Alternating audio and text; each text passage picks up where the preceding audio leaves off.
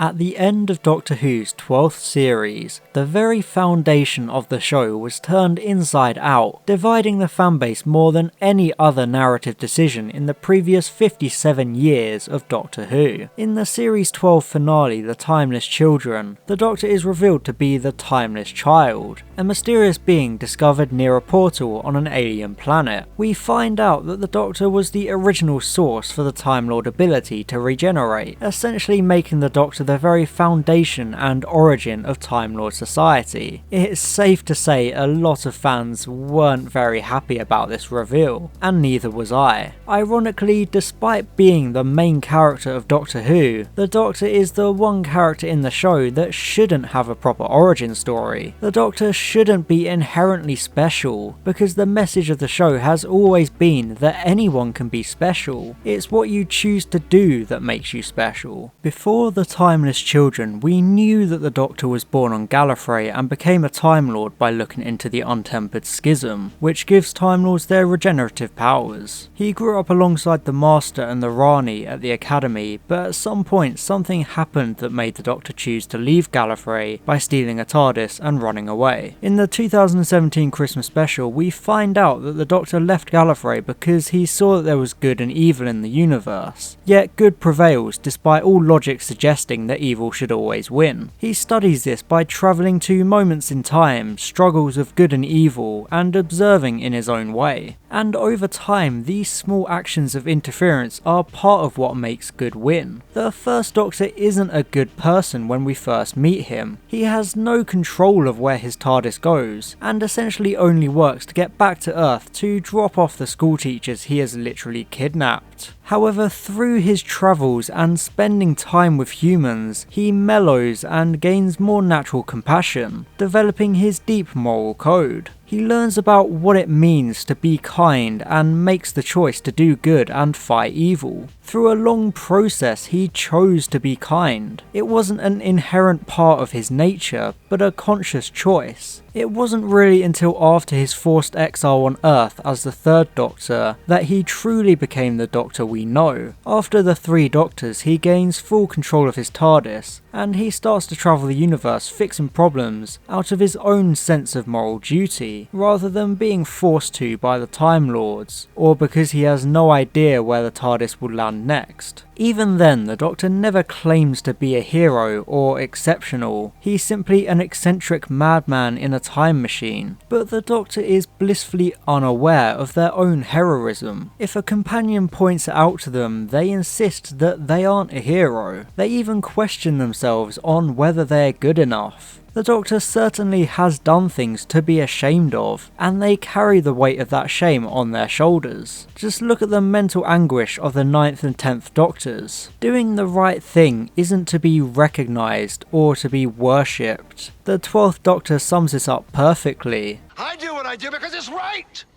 Because it's decent! And above all, it's kind!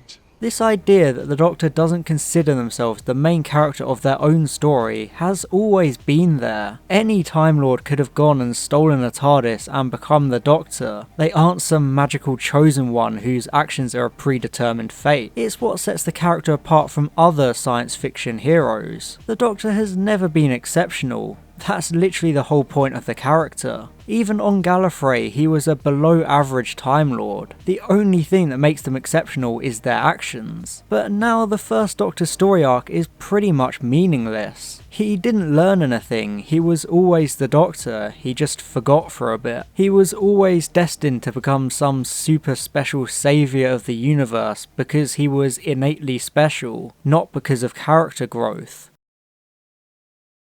It's always been stressed that the only thing the Doctor excelled at school was troublemaking. It's what makes the Doctor such a fascinating character opposite other Time Lords. It shows the scope of the Time Lords, the awe that they represent. The Doctor was always different from other Time Lords, but before it was just due to them being a bit of a rebel and an outcast in society. The Doctor was a dreamer trapped in a society full of scholars. Of course they wouldn't fit in. The Doctor chose to to turn their back on their upbringing and rebel, but now the agency of that choice has been taken away from the character. The Timeless Children seems to try and push a message that none of this matters, that no matter her past, she is still the Doctor, but this new backstory feels counterintuitive. The message is always more powerful when the Doctor is just a regular Time Lord. This new backstory and the themes are contradictory of each other rather than complementary. I see people point to lines from the 7th Doctor era where the Doctor says they're far more than just another Time Lord, but that doesn't mean that they're a god from the beginning of time. I've always taken it to mean that the Doctor is not an ordinary Time Lord because the Doctor was a rebel, creative and adventurous, which aren't traits of other Time Lords. The Cartmel Master Plan is thoroughly stupid and we were lucky it was never implemented, although it basically has been now. People wanted the mystery back in Doctor Who, but I thought that there was already enough mystery still there, such as the Doctor's family and her name, but now there's no real reason to care. The Doctor is infinite, so who cares about the first Doctor's family? I feel it's just answered the question, who is the Doctor? You know, now it's, oh, the Doctor was this strange alien with magic powers the Shubagubans found and used to create their society and give themselves magic powers. Despite supposedly raising questions, it's answered a lot that didn't even need answering. By making the Doctor the very foundation of Time Lord society, you may have put the who back in Doctor Who, but you've also put a massive why beside it. Because why does it matter? Does the Doctor care about where they're from? It basically doesn't change anything in terms of plot, but it makes a massive difference as to what it implies about the character. Suddenly this isn't some loser Time Lord that got bored with rules and regulations and ran off. This is an origin story for a hero, but the Doctor isn't a hero, rather a lovable idiot. Until now, the Doctor wasn't a superhero with an origin story explaining where she got her powers. The Doctor was just a dropout. Sure, she had abilities phenomenal to a human, but they were normal for a Time Lord. She's significant not because of what she is, but because of what she's done. Now the Doctor is a mythical being of no known origins and powers unknown to all. Sure, she doesn't necessarily want to be a deity, but she is. She's beyond even the Time Lords themselves. The Doctor is now significant because of what she is, not because of what she's done. Sure, what she's done will continue to be integral to her, but having her as this gift from the gods really undermines the core of the character. The Doctor is no longer an outcast rebel dropout of the Time Lords, she's their creator, their god.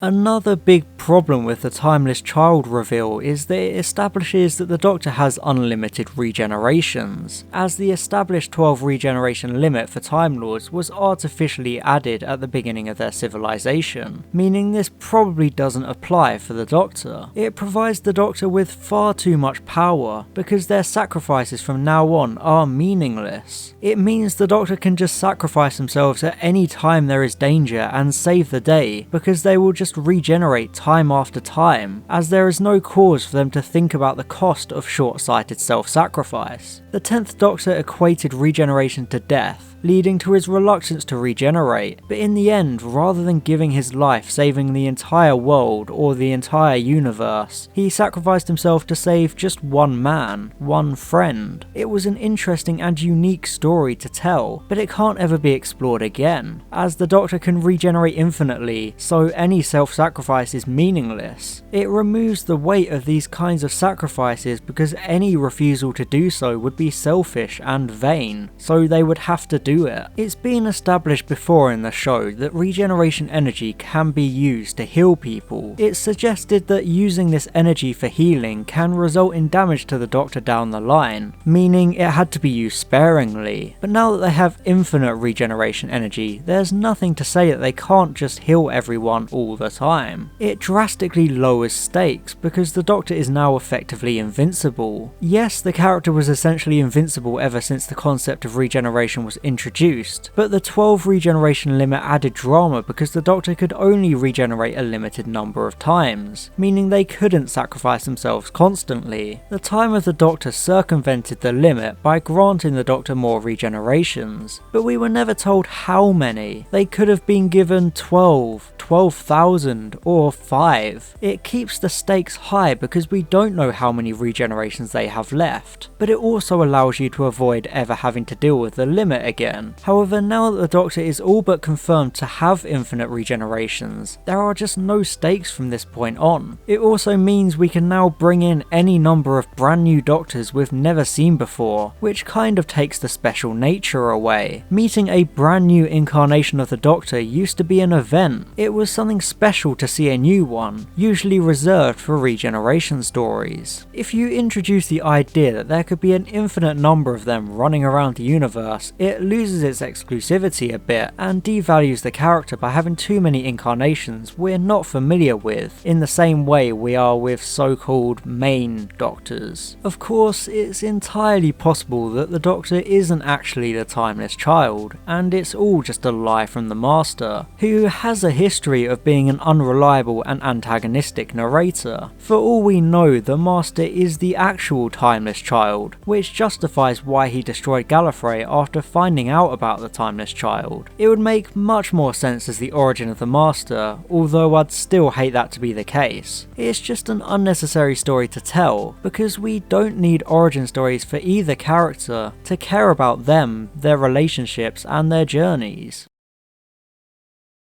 At the end of the day, the Doctor is special because they're the main character of the show. That part is inescapable, but what we had before was a unique and simplified reason for them being special. To us humans, the Doctor is some magical, wonderful wizard flying around in a time machine, but to the Doctor's own people, they're a degenerate underachiever who didn't want to conform to society. It's a story of rebellion and refusing to fall in line. It tells us that anyone can be special with their actions. Now, however, the Doctor is special to the Time Lords too. She's basically Superman and they built their entire society around her. It spits in the face of the whole message of Doctor Who, and disregards the character growth of the first Doctor, as he was always destined for greatness, rather than being a selfish and grumpy old man whose heart softened when he saw the compassion of humanity thanks to Barbara and Ian. None of it matters anymore. Now only the Doctor can be the Doctor, and they have been the Doctor since before we even met them. The story of running away and making something of yourself through good actions is gone, replaced with an unnecessary origin story about how the Doctor fell through a portal from another dimension and founded the oldest and most powerful civilization in the universe. Originally, the Doctor became special by choice, but now the Doctor was special from birth. It's a character assassination of epic proportions,